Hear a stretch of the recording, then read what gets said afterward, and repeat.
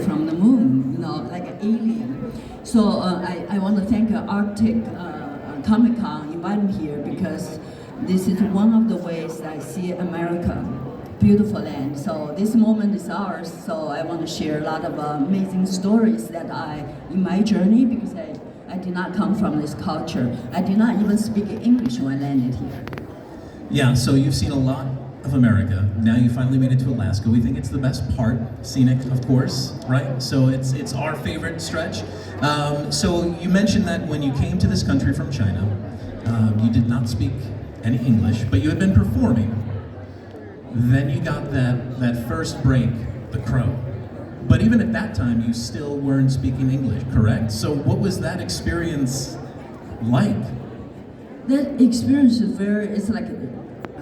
it's kind of like every time I talk about it, it's like there's a sweet sadness because what happened to Brandon Lee. And I did not speak English when we're doing this big scene, like everybody shooting each other with a big table. They have the sign and say like, don't sit down, it's gonna explode, danger. I didn't know, I was just trying to sit everywhere. Just don't sit because I don't know the language. So then somehow I'm living in kind of like a oblivious world because I don't understand what's going on. Of course, Brandon Lee, I'm sure you're gonna ask me. So he was basically sitting next to me in a makeup room. Like every day we spent like 2 hours and doing makeup. He was teaching me play video games.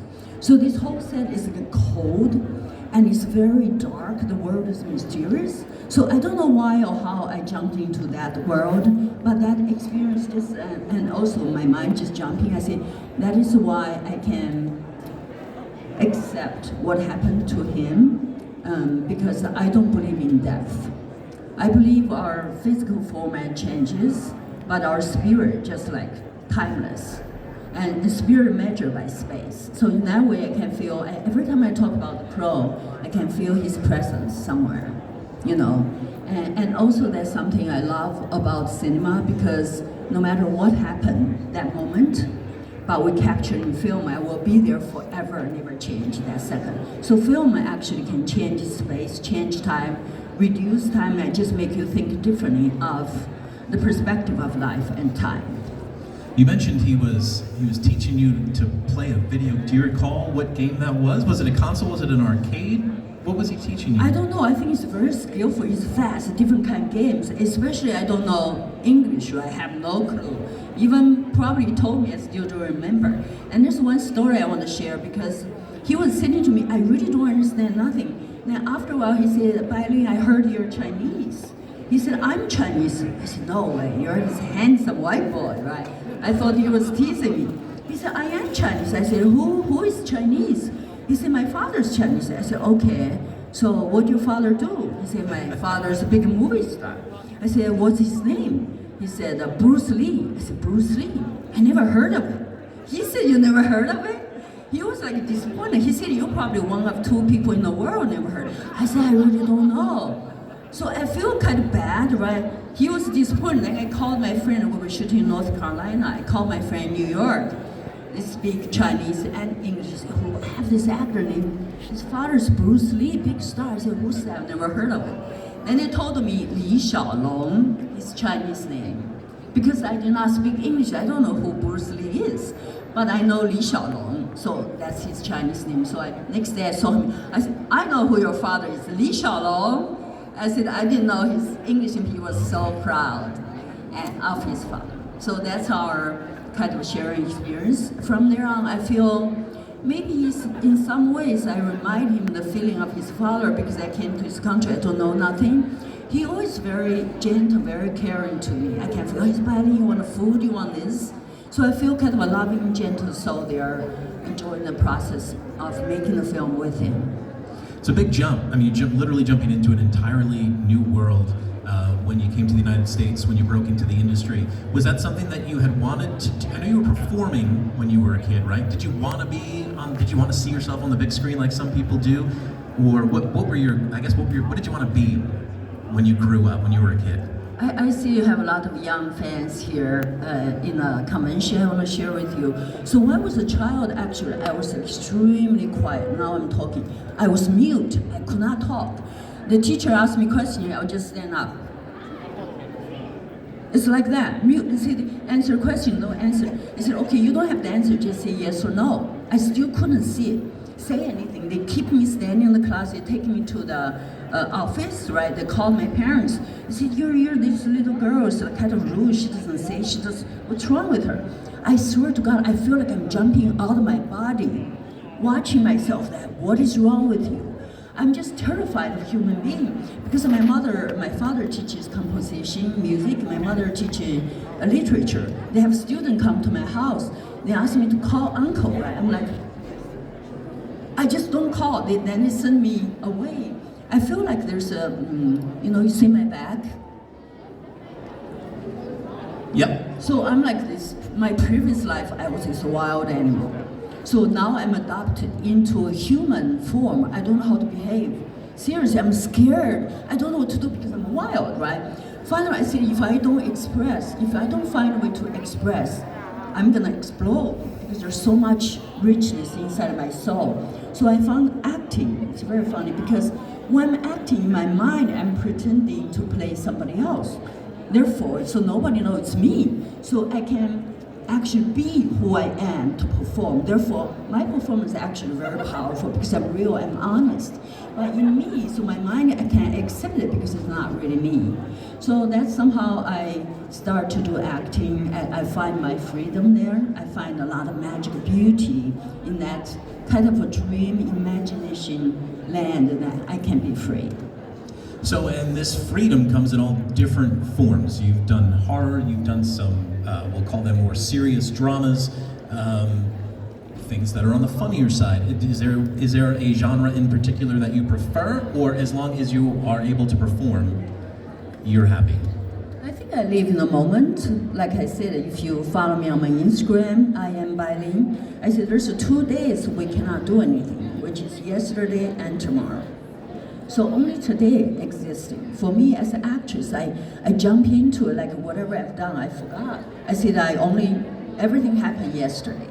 So just whatever I'm in, I think at that moment I'm all giving. It's a comedy, drama, sci-fi, or all kinds of horror movie. So I'm there and enjoy that moment. So to me, it's like I'm really in the moment. And right now, it's with all of you, we share this moment. I think there's a lot of beauty, a lot of life. So that's how I treat acting. There's no school. I never learned acting. I just believe, I just jump in, I just do what I feel. So I think each film I've done, like 100 films, I cannot believe it. Each character, each film is a part of me. I always think that I have a little spirit. They're different, they're running around everywhere. They have like mischievous ones, like funny ones, fashionable ones, crazy ones, and very thoughtful ones, very wise ones, very shy ones. That's all of me. So I enjoyed all of that. I think it's a gift to me to jump into all different kinds of roles. So you mentioned, well, I guess fashion, right? That's kind of, it seems part of who you are. Is that something you've always been into? Yes, because in my culture, I don't know the designers. I grew up in the communist country, right? Take me forever to learn the name of Armani, George, whatever, Dolce & Gabbana. It's really hard, new words. So I remember the first time when I did the red corner with Richard Gere. After that, I was in the red carpet. People take a picture of me. And the journalist asked, Bailin, what you wearing? I said, I'm wearing a jacket. Who is jacket? She said, what are you talking about? It's my jacket. I was so offended. I said, why? What are you thinking? My jacket. I look at them, I said, why are you asking me questions? But I have no clue what they're asking. They were just laughing. So I'm jumping, I don't know, but because we're not grew up with, in China, oh my God, you see the girls, 20 girls wearing the same jacket. If it's nice, everybody go buy it. So everybody wearing the same thing. So we don't have that concept, therefore I'm free.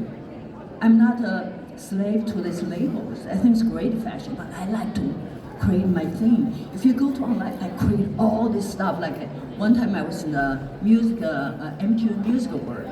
I wore these dragons 3D. I just wear like a J-Lo, all these big stars walk in, so I take over.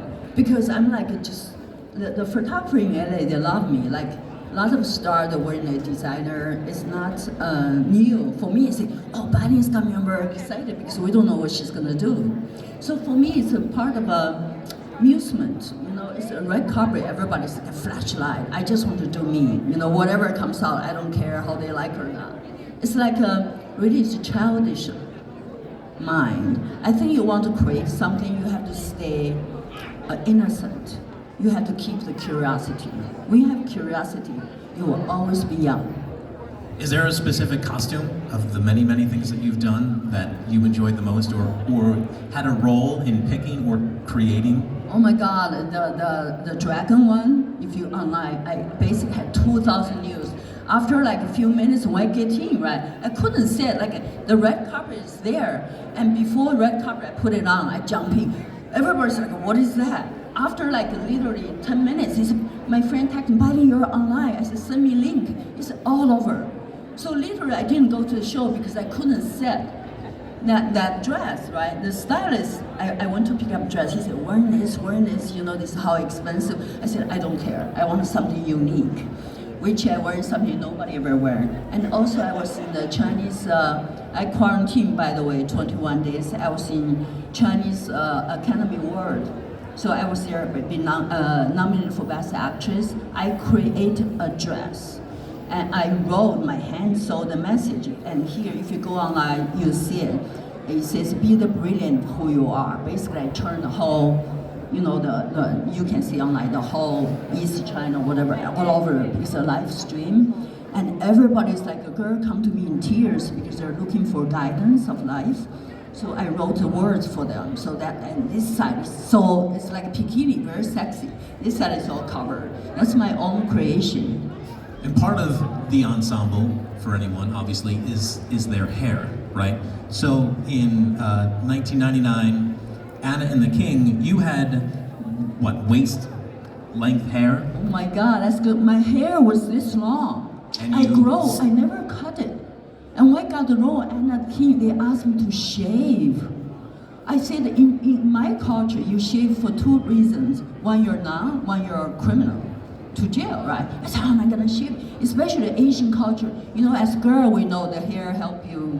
You know, when you're tired, you don't look, the hair help you. I said, how can I shave it? Then the director said, your hair is this long. We want it to be powerful shape. If we put all this hair on a bowl, people can tell it's fake. He said, will not be good. I was like, okay, how am I gonna shave it? So we shot in Malaysia. When I got there, the makeup, they got there, they're gonna shave me. I was terrified, I couldn't sleep. Before that, I said, I'm gonna buy a ticket, go back, because my agent was telling me, he said, Bailey, you're Asian, right?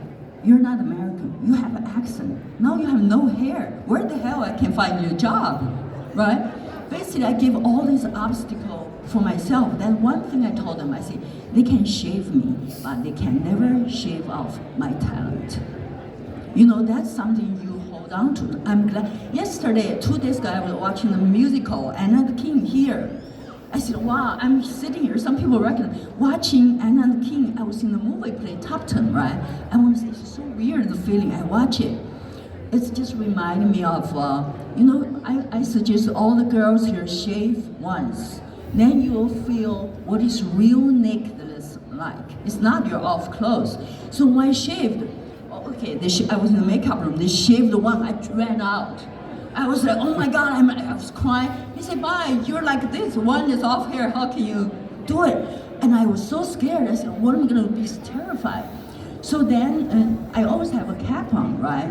Wherever I go to a mountain in Malaysia, the Asian kind of a temple. The wind comes, they fly, my hat is gone. I said, oh my God, now I have to be really nude. So, very different perspective. So I never was afraid if somebody, when I shave the first time I go out, I was like this. I said, if the rock drops, right, or hit me first, how would you think that way, right? Because you have no hair. Then after a while, it's like the nature tell me to accept yourself.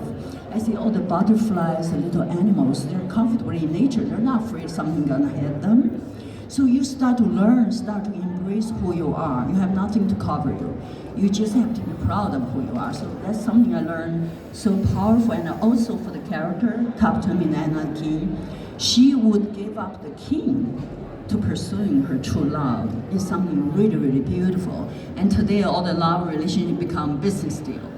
So that's something I really value of a true feeling of really love, really giving.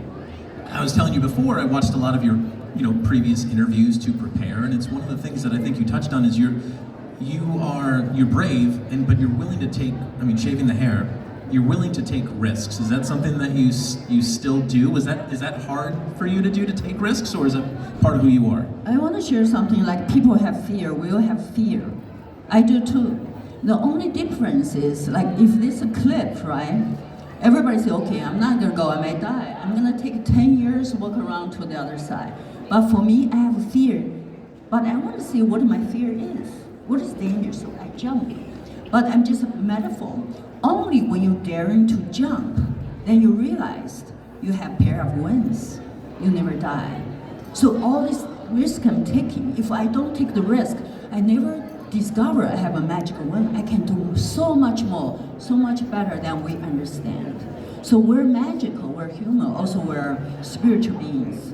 And the nature really gonna help us, guide us if we really live truly as who we are. So that's what I do. I take risk because I'm curious, I want to have fun. But of course, sometimes dangerous. And if you're dangerous places, I say, I gotta be careful sometimes too. So you've got to take risks, and sometimes you have to be a little lucky. So this is one of my favorite stories.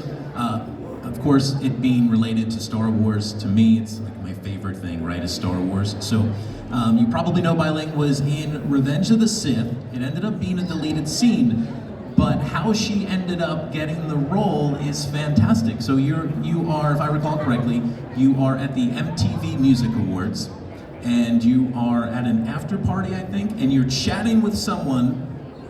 I do my research, yeah. She's chatting with someone, and she's contemplating going up and talking to George Lucas to let her know how much she loves Star Wars. Who was the person, you didn't know it, who was the person you were talking to as you were contemplating going up to George Lucas? So I want to share the story. It really is, if it's yours, it's yours. If it's not yours, let it go, because it's never gonna happen. Yeah, this story, you great, you know my story. So I was in the MTV movie award, right? You're sitting inside, when it's commercial, you just wait. Everybody just wait. I get bored, so I went out to the green room for some food. I was waiting online, wait. Probably after a few minutes, I said, oh my God, George Lucas is in front of me. I said, oh my God, how can that be? You're aging, we'll never have a scheduled meeting for him. You can't get him to meetings. I said, oh my God, he's in front of me. Of course, in my head, I said, actually, you want to ask for a job? He said, why? If I'm in Star Wars, all of that. So I was debating, I was thinking, what should I say? Then I said, I'm not going to say anything. I'm not going to be like any other actors ask for a job. I don't know what's going on with my mind. I just look, I said, I'm not going to even say hi. How stupid you say, at least you say hi. I just standing. I did not say hi. I let that opportunity go. I left. So I get food. I don't know what I was thinking. So I come to sit like little sofa. You know, girls know the high heel hurts you. I take my shoes off. I was eating. So finally, there's a girl coming in. He said, oh, Bai Ling, I love you in the TV show Angel. He said, wow, it's so cool. Can I take selfie? I said, sure, we'll take selfie. She says, can I sit here? I said, sure, sit here. He said, my feet hurt while I'm sitting here. We're chatting, taking selfie. And suddenly, after a while, I see George Lucas directly from there walking towards to me. I said, what happened? Oh my God, George Lucas, you walk in front of us. Then the girl stand up, said, Bai Ling, let me introduce you to somebody. This is my dad, George Lucas. It's the Katie Lucas, the daughter. I can't make this happen. It's real. She was. Then I started. I said, I was behind you. I didn't say hello. Somebody, you come here. Then I started saying, oh my God, if I'm in Star Wars, if I started saying, calligraphy could be a weapon. I was so excited. I said, if I'll be in your movie, I'll be so excited. Then I said, can it be your movie? He said, you're a great actor. I said, you know me? So he said he loved my performance in Red Corner. I said, oh my God, that was so excited. After I said, bye. I left again. I don't know what is wrong with me, right? But the universe arranged it. See, there's a timing. We have to follow our senses. Even at the time, I didn't understand why would I not say hi, go. You'll never do that. But if I have to say hi to him, he'll never remember me. And this event will never happen because then I will come late. Katie Lucas already passed. So that's how universe works. I listened. And the moment I just come here, I didn't know why. It's called faith. I come here at the time, she saw me, she's here. That moment made George Lucas come to us, become private. It's not enforced because he meets so many actors. So 2 weeks later, I was in Hawaii doing a panel for film festival. My agent, we got job, agent manager, all on the phone. Biden, what the hell? You got Star Wars? What happened? I know what happened. I said, really? I said, what's wrong? I said, we don't know. The script directly shipped to your house. Tomorrow you go to Warner Brothers, try wardrobe. Like a few days later, they flew me to Australia. That's what happened. He was waiting for me, taking to lunch, dinner, and I was the only one allowed to take Katie Lucas outside shopping with a bodyguard, all that. It's amazing how fate, right? Yeah, how things work out. Unfortunately, the scene didn't work out, but so you are you're with other politicians, you're playing a senator in the same room as Senator Padme Amidala, right, Natalie Portman, and you're discussing, I think you're chatting about the then Chancellor Palpatine, and no one trusts him at that moment. What was shooting like? What was it like being there on the set on the set of Star Wars? And if I read correctly, Star Wars wasn't big for you growing up because it just wasn't big in China, and then it wasn't until you came over that you started. Yeah, I never seen it actually in communist country at that time in China. We don't have access to those movies. Like even I worked with Richard Gere, I have no clue who he was. He was trying to take me out. I said, no, I study. I never go out. Like I meet a lot of big stars because I don't know who they are. I'm not after. They always ask me out because I really don't know who they are. So on Star Wars, I did not know. I heard about it, but I never had a chance to see it. So it's like right now when I come here in the Hollywood, right, Chinese theater, long lines, people are waiting to see it. I say, wow. I was like, of course, you talking about the deleted scenes, because I was on the cover of Playboy magazine, picked by Hugh Hefner. Of course, I said, no. I said, that in China is porno. I said, in a million years, no. I said, I'm not. Hugh Hefner said, you have to get by it. He said, it's just so sexy. He's very picky. My manager said like he doesn't care about stars because he's on top of it. He chooses whatever he wants to choose. And all the stars want to be on the cover, but he's very, very picky. My manager said, you're lucky, he chose you. I said, no. So his editor has to come have a meeting with me. If you see on my table, I have Playboy magazine. I designed all the pink rose behind the wall, all of that. So I still cannot do it because my parents in China go crazy. I'm nude, right? So finally, I asked a lot of money. I said, if I ask for too much money, they'll say no. Then he said, whatever she wants. I said, sure, I should ask much more. So anyway, when I did it, I think he's actually a very cultural person. He invited me to Playboy Mansion. He said, you're family. I said, I'm not family. I can go there anytime. He shows like classical movies on the weekend. And I think he actually empowered women. Women's whatever sensuality, sexuality, he actually empowered that. He pronounced that. He celebrated that. That's something I feel like I'm glad I did it. I'm in a legacy now. And I think I recall looking at the issue. I was reading the articles. There's even a lightsaber in there, isn't there? In the art. Oh my God, he shoot this like he shooting movies. 7 days for the cover of Playboy. So why so many days? He keep changing ideas.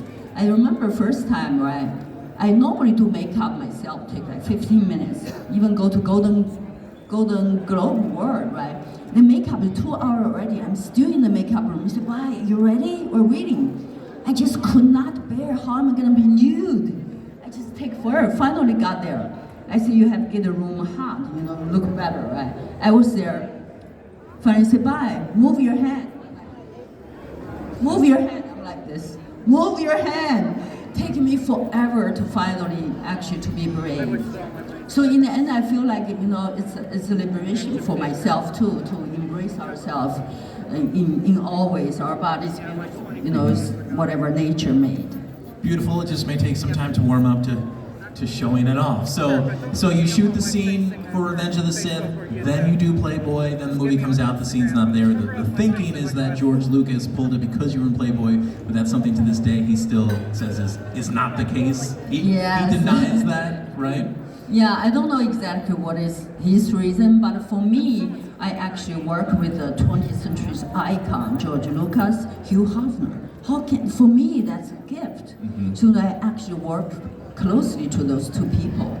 I feel like, wow, I'm lucky in that way already. So you work with a lot of amazing people, but you do a lot of work yourself. You come up with a lot of ideas, you produce, you direct, you shoot. I've learned that you also edit. It was amazing. You were talking about your latest project and how you had to do color on it. And if you aren't in the business or you don't edit, you'd be thinking, what does she mean she has to do color? She's doing the editing. So you have a COVID, so to speak, inspired story that you're working on. Can you tell us about that one? Yeah, thank you for that, because the COVID is 2 years, and as an actress, there's no job, right? You wake up, you go to Starbucks, 12 o'clock only, you have another 8 hours to go. What are you gonna do? You go crazy. So at that time, actually, I was in Kazakhstan, fly back to US. That was that Friday, whatever Donald Trump was saying, locked the whole flight, the immigration, no flight can land in US. I have to leave, otherwise I can't enter. But in Kazakhstan, I was there for even, if I don't leave that 8 p.m., they're gonna close the gate for 30 days. I said, what am I gonna do? So I flew from Kazakhstan to Moscow, Moscow to Dubai. Another 16 hours back to US, because there's no flight in Europe. So when I exit the flight, one officer, police, whatever, officer and a man, two people, man, come with us. I would just fly like, whatever, 2 days. I said, what's going on? No question, just go with us. I got there, I followed them, and I said, I have to pick my luggage. They said, we'll wait you. So I waited for an hour, my luggage is still in Moscow, I lost my luggage. So they took him to the office, I was so tired, I said, can I say, ma'am, you cannot sit. I said, what is wrong? He said, you took a Lufthansa flight, German flight. Where did you go? Why you go short trip? Why this? Because that time is very strict. I told them the reason, gave everybody's number. I was so terrified for an hour. I said, what's going on? Then after all this in interview, whatever, in navigation, then they say, by the way, we're a big fan. I was like, holy shit. I don't know how to respond. I'm gonna cry, but I look at him, I said, you tortured me. I was so terrified. Then I was taking another hour talking to him. I said, what is going on now? He said, there's no food, no toilet paper, no nothing.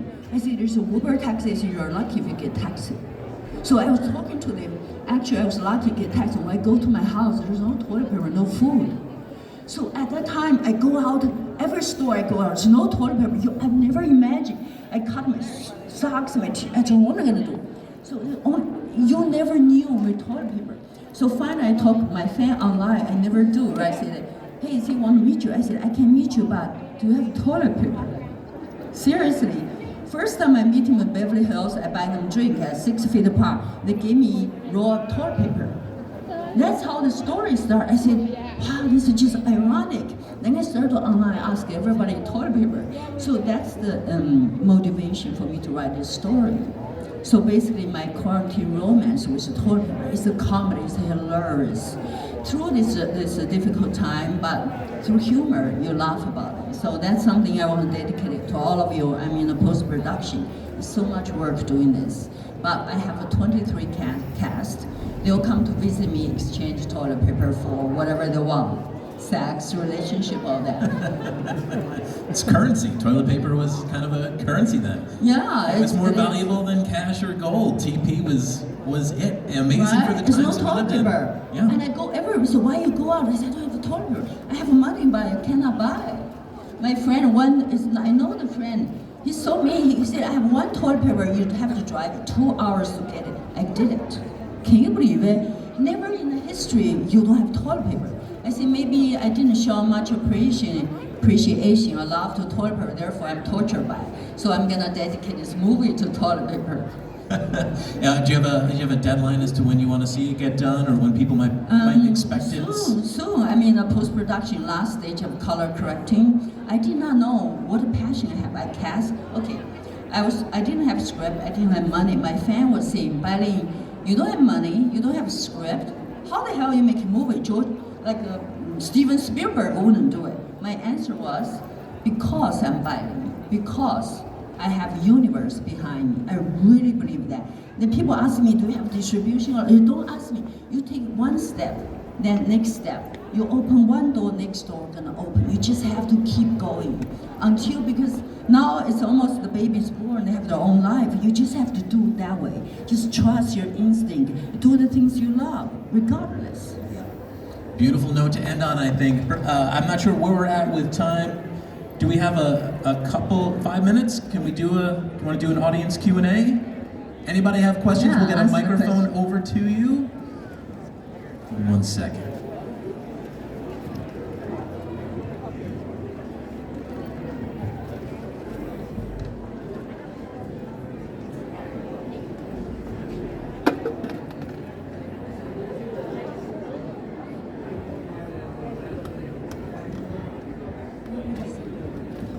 Give it to us here.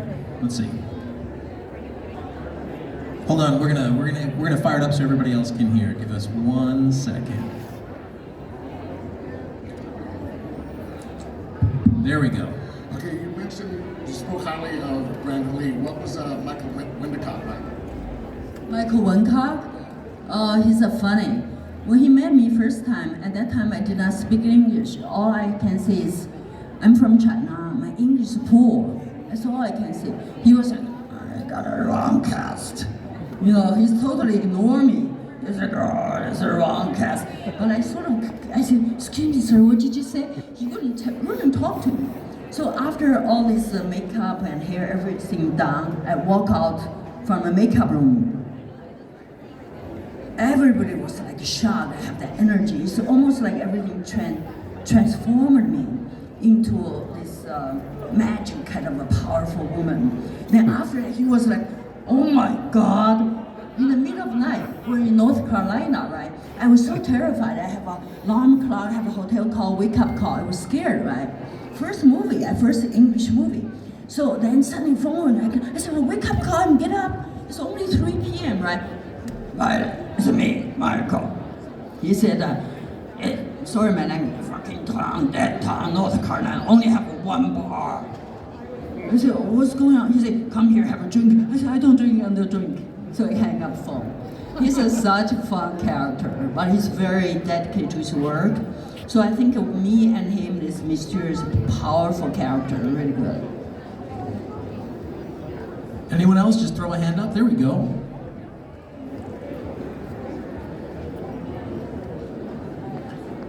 Your team's the Beetlejuice, amazing, by the way. Well done. Thank you. And since your role or your career's done, what was your favorite role or movie part that you've ever done? Your favorite role of everything you've done. Well, of course, the Crow, because of my first English movie. Thank you. And actually, I think last year they were in Chinese theater in Hollywood, had a Crow screening. People fly all over and sold out. I was the one doing Q&A. And at first time, actually, I watched myself on screen that I understand English. I said, wow, she's so cool. It's like the presence, right? Of course, also another movie, Red Corner. I don't know if you see it because I play lawyer opposite Richard Gere. So I won a National Board of Breakthrough Performance. Some people say she won Oscar. She's really powerful, modern woman. I'm proud of that one. Also, I did a French movie, Taxi 3. I learned French. I played leading role. I worked so hard. You can do anything if you set your mind to. You work hard. Because leading was so much French. I was like, oh, so hard. I did it. And also, of course, Crank 2 is so funny, and the lady. And then the Dumplings, I don't know if you see Asian film, I won Asian Academy Award for it. And the character, you'll never recognize me. I look totally different. So I did the same movie with the same director called Abortionist. So I get another nomination for Best Actress for Asian Oscar. So that's a different genre of film. Of course, my own film, my quarantine romance with toilet paper. You like it, it's like a roller coaster, so funny. Any other questions? Here we go. Up front, please.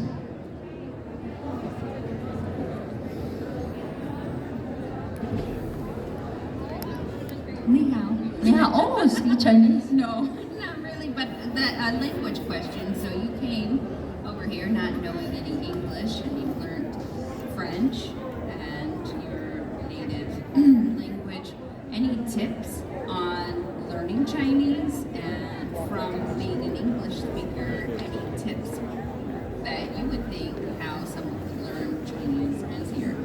Well, it's very difficult as we're speaking. I'm learning Cantonese because I'm going to Hong Kong next month to do a movie in Cantonese. I did not speak Cantonese. Although it's all same Chinese language, I can read, but the pronunciation totally different, as if I'm learning Spanish or something. I was like, wow. I think the language actually do not take intelligence, but it's like children, it's best to learn. It's repetition, you repeat.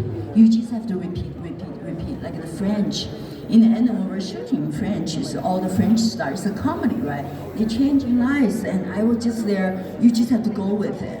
It seems like you understand. You don't, but you just have to trust yourself. You have to repeat, and go with your feelings. And of course, a lot of joke, like I was doing a French movie, right? And one thing, in the beginning, they explained to me English. After a while, nobody tell me anything in English. I said, okay, whatever. I'm just there, enjoying. Finally, I was doing a scene. I was laughing. Luc Besson's movie, big director. He said, why are you laughing? I said, it's funny. And I did not know they switched scenes, but I don't know. They didn't tell me. So I think language is it's something you just have to treat like a music, a song. You just keep playing. Of course, it's boring, but you just have to learn like that. So it's actually challenge our potential. You work on it, you actually can learn. Like it's French, very difficult. Just the syllables, but eventually you just have to learn. Just repeat. I think if you put your mind to it, we can do anything. We're so powerful. We have so much potential. We never really used it in our life. And also, you're very inspirational. Have you ever thought about writing an inspirational book for other people? Just sitting here listening to you now, it's just amazing. And you just give off really great energy. And somewhere down the line, I would love to see something like that. Thank you so much. I would like to. A lot of people, even from Asia, from here, ask me to write it. But you only can have so much time, right? I like to have fun. I like to live life. I want to make my movies. And I'm writing another story, probably not completely related. I'm writing a book right now about, it's called My Outrageous Romance in Hollywood. I think it's gonna be a bestseller because I have a lot of relationships. I'm just saying with a lot of people that you know, stars, rock star, movie star. I think it's very interesting look into their life. Of course, I like to do like a seminar to answer Q&A about life, about wisdom, about love, about death. Even though, you know, when I never prepare, I never learned acting, even like answer question. I think I'm channeled to universe. I'm open, whatever question, I'm a good tool. They give me answer, I answer. It's like you have to open, you have to trust. You have to know that I don't need, I live life very simple. You have to keep your mind simple. Like if it's our mind is a computer, I delete all the garbage, like yesterday or whatever. My computer's empty and new. Any information comes there fast. You know, that's how you can live. You delete everything. I gave in my Instagram, I gave fat-free, sugar-free cookies. And one of the cookies I gave myself is, when I'm thinking, I'm an idiot. When I'm not thinking, I'm a genius. It's true, we all are. It's our mind, I think our mind is all learned from society. It's all the rules, we don't do this and that. When you're not listening to that, you're actually genius. Because for me, like any acting, anything I do, right, people said, how you do that? I said, because I don't have question, therefore I don't need answer. I know all the answer because I don't even have question. That means I am it. So that's how you have to encourage yourself to just go for it. You know, you live once, why not? You know, what's to wait for? You never know, life is precious, beautiful. We're all individuals, have our gifts. I think we're all superstars. You're a doctor, you're a chef, you're a lawyer, whoever you do, if you do the very best, you're the star. Pretty awesome. I bet you guys didn't expect such an inspirational experience here at Arctic Comic-Con. I think we have time for one more question. Hey, you get to wear all these awesome costumes. Which one is your favorite? Wow, I would say now, actually Wild Wild West, I think it's kind of cool because they made the dragon sold. It's very expensive that. I said, can't have that. I said, no, but that's for the museum. I think the crow, and actually Wild Wild West probably most extravagant in a way. Yeah, that one, I like it, the style. And the hair, everything they design for me. In general, I create my own stuff, you know, I cut stuff, I just cut them. I think we have to, you know, everybody's different, do your own style, have fun with it. You know, we're too much aware of how other people would think. But I'm oblivious in a way. I don't care. Therefore, I stand out because I'm just acting on my own how I feel style. I say I'm dressing it for me. So, but you have to be there. You have to be not aware. Now, like I feel kind of sad, especially in Asia. All these girls, they work so hard for many months or years, save the money to buy the brand name of dresses or bags. I want to tell you a secret. I know this guy worked for, I think it's a Dolce Gabbana, one of the jeans in Shanghai. It costs like $4,000 or $6,000 for the jeans. He said buy it in $20. If you mark $2,000, nobody buy it. If you mark $6,000, it's expensive, people gonna buy. But the actual value, it's like this. So we're all like believing that about how stupid that is. I'm sorry to say that. Why you spend that money for that label? I don't care. I'm me. It's like I'm not a designer. I'm wearing. If I'm wearing all of the design, where am I? I'm gone. Every time I write cover, Bailin's coming. I'm not because she wearing this and that. So we have to challenge that and to challenge your freedom. You don't need to be a slave to those. All right, everybody. Bai Ling, thank you so much for coming to Alaska. Thank you. Thank you for the very Thank you. inspiring